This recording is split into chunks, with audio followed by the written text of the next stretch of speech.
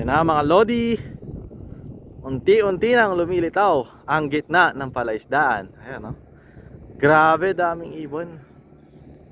And yung purpose ng mga ibon na yan is para makakuha sila ng maliliit na isda at mga hipon in order to survive. Ayan, no? Grabe, ang dami. So within 20 to 30 minutes, litaw na yan yung gitna nito mga kasipit. Right, I will update you later mga kasipit. Hello po mga kasipit.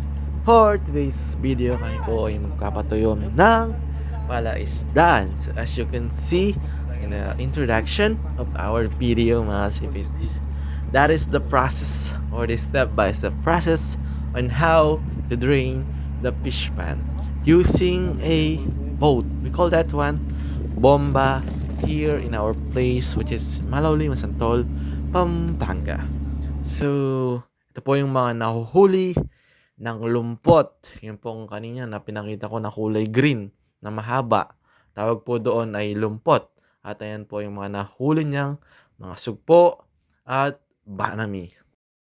So in this case po mga kasipit is pinipili na po namin yung mga nahuli ng ating lumpot, which is yung mga sugpo at mga isda.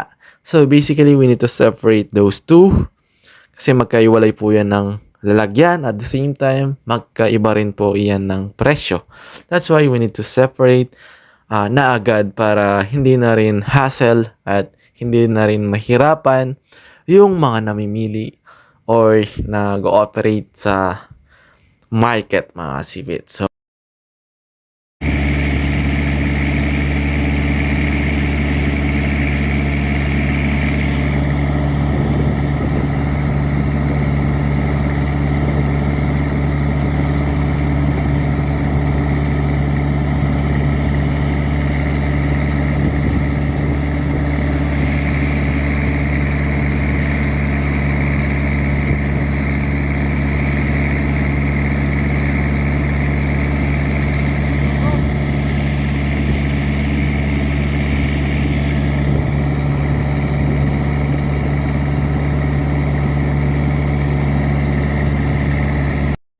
So right now po mga kasipit is natuyo na po yung ating palaisdaan at yung tubig na lang natitira ay sa sapa na lang ng palaisdaan. So in this case, kailangan na pong lumusong ng mga mangangapa.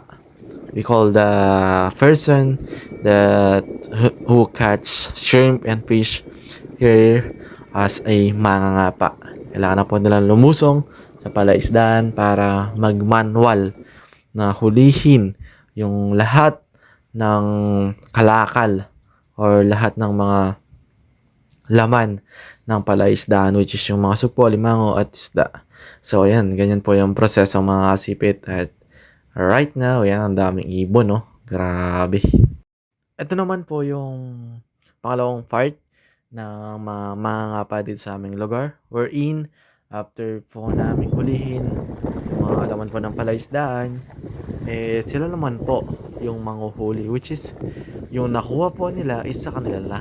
Ibig sabihin po, tinatawag po namin itong pinakapana. It means libre na, it's free.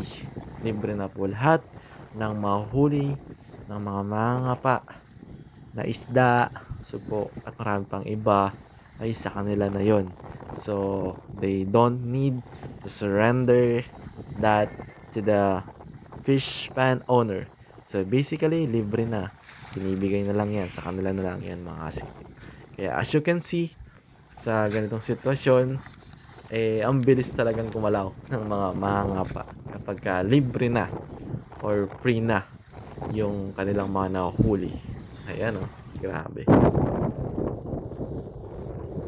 So after pong mga pa ng mga tropa natin, after po nila is magbabanlaw na po sila sa kabilang palaisdaan, which is mas malaki po yung tubig nito, mas mataas po yung level ng tubig para maalis po yung mga lupa, yung mga putik na kumapit sa kanilang mga katawan at sa kanilang mga damit. So that is the last process after yung mga pa.